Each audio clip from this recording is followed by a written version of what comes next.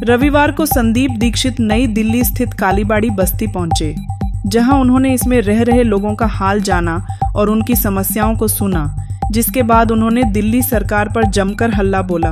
क्या कुछ कहा, आपको सुनाते हैं। दीक्षित जी विधानसभा चुनाव आने वाले हैं और लगातार हमारी पार्टियां दौरा कर रही है कॉलोनियों में, क्योंकि देखा गया शीला दीक्षित ने काफी विकास किया था, उसको लेकर भी किया और आप लोग सपुत्र हैं और सांसद भी रहे हैं। तो क्या लगता है नई दिल्ली से जो संघर्ष है और जो जनता का विश्वास है क्या वो दोबारा मिलेगा? देखिए, मुझे तो जो मैं पिछले 7-8 दिन से जब से घूम रहा हूँ, क्योंकि मैं पहले तो पूर्वी दिल्ली की राजनीति में था और मैडम यहाँ से थी, 10 साल कांग्रेस यहाँ नहीं रही, वापस आने का मौका मिला है। और इन इलाकों को, क्योंकि मैडम का 98 का चुनाव और 2003 के चुनाव में तो हम लोग थे, आते जाते रहते थे। हमने जो देखा है कि जिस तरीके से दिल्ली तो चलो छोड़ो, दिल्ली तो जिस तरह टूटी फूटी है, बर्बाद हुई है, गंदी हुई है, हवा पानी खराब हुआ है, वो अलग है। यहाँ के इलाके में जो एनडीएमसी का इलाका था, ये तो देखिए समझा मत, देश का आप समझ लो एकदम हीरा माना जाता है। और ये झुग्गी क्लस्टर अगर आप देख लीजिए, यहाँ कम से कम सीमेंटिंग हम लोगों ने करवा दी थी मैडम के ही पैसे से। मैडम द्वारा यहाँ हर घर में एक समझ लीजिए नलका लग गया था।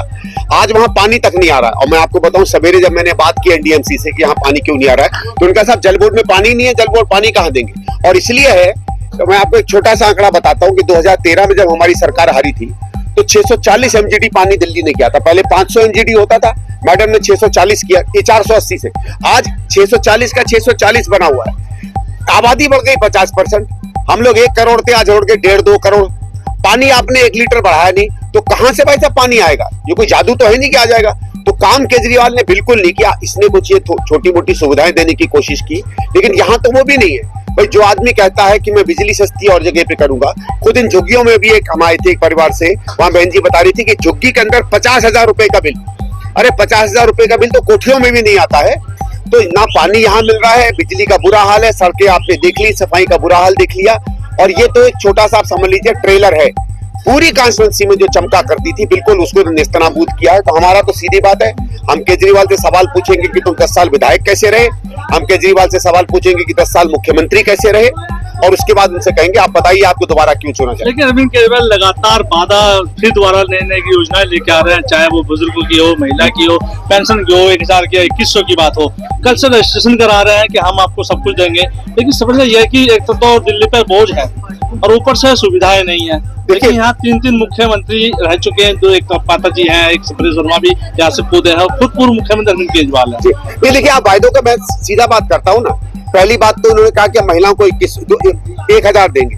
भाई ऐसा है, इतने साल से आपकी सरकार है, क्यों नहीं दिया? 2 साल पहले आपने पंजाब में, यही केजरीवाल की सरकार ने पंजाब में कहा था कि हम देंगे, 1 रुपया नहीं आज तक दिया है। तो क्या भरोसा है कि भाई यहाँ देंगे? जहां आप वायदा करके आप बहुत बहुमत से चुनाव जीत कर आए, वहां तो आपने महिलाओं को 1 रुपया नहीं दिया। दिल्ली में कहां से देंगे भाई? और दूसरा मैं ये पूछना चाहता हूँ कि अभी इन्होंने भारत सरकार से 10,000 करोड़ रुपया का कर्ज मांगा है। क्यों? कर्ज तो आप जानते हैं वही मांगता है जिसके घर में पैसे नहीं है। अगर आपके अपने पैसे हो तो आप क्यों कर्ज लोगे भाई? आप दुकान में अगर आपके पास 2 रुपया है और 1.5 रुपए का बिस्किट मिल रहा है, तो आप कर्ज लोगे या उसको 2 रुपए देके 1.5 रुपए का बिस्किट खरीदोगे?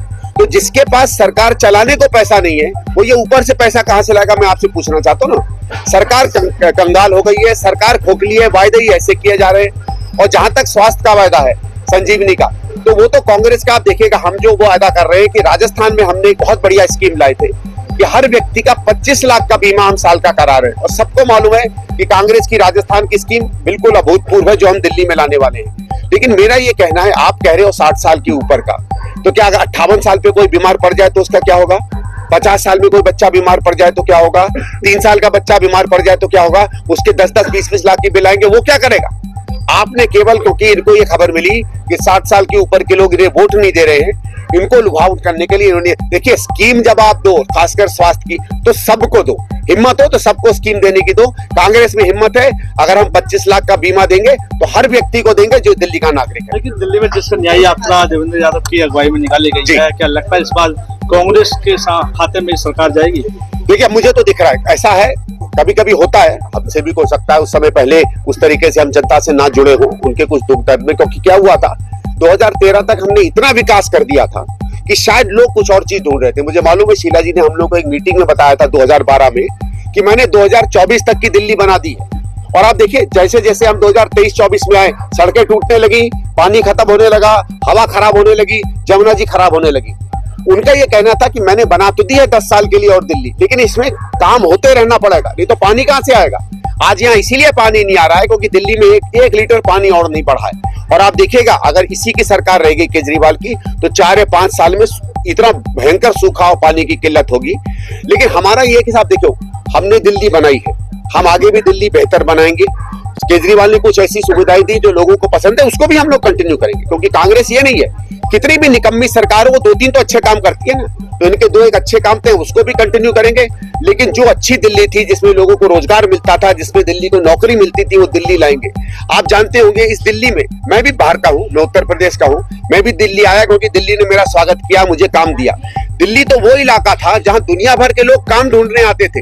आज दिल्ली के अपने बच्चों को रोजगार नहीं मिल रहा है, तो क्या हालत कर दी है इस शहर की। भाई आप कितना भी फ्री दे दीजिए, कितना भी सहूलियत दे दीजिए, उसके लिए आपके अंदर मादा तो होना चाहिए। और एक चीज मैं बताऊं, कांग्रेस ने जब भी वायदा किया है वो किया है। जैसे हमने कहा हिमाचल में, हमने कहा था हम 1500-2000 रुपए महिलाओं को देके दे रहे हैं। तेलंगाना में वादा किया, दे रहे हैं। केजरीवाल ने पंजाब में वादा किया, नहीं दिया। यहाँ उसकी सरकार ने नहीं दिया, तो किस बात पे हम उनको विश्वास करें कि आगे कुछ काम करेगा। क्या लगता है कि पीछे जो सरकार जब शुरू में बनी थी, क्या समर्थन भी कांग्रेस का बढ़ेगा? सरकार बहुमत में नहीं आती है तो क्या गठबंधन किसी साथ होगा? देखिए गठबंधन ये आपको पूछना पड़ेगा और सरकारों से, क्योंकि नंबर 1 की पार्टी कांग्रेस बनकर आएगी, इसमें जो पूरा विश्वास है। मेरे को तो विश्वास है कि हमको बहुमत मिलेगा, तो हमें किसी के समर्थन की जरूरत नहीं। अगर 1-2 सीटें आपके आशीर्वाद से कम भी आती हैं तो वो आप आम आदमी से पूछे कि क्या वो हमें समर्थन देगी कि नहीं। अब सवाल ये नहीं है कि क्या कांग्रेस समर्थन देगी, अब सवाल ये है कि क्या आम आदमी कांग्रेस को समर्थन देगी। प्राइम टाइम हिंदी से अर्जुन सिंह की रिपोर्ट।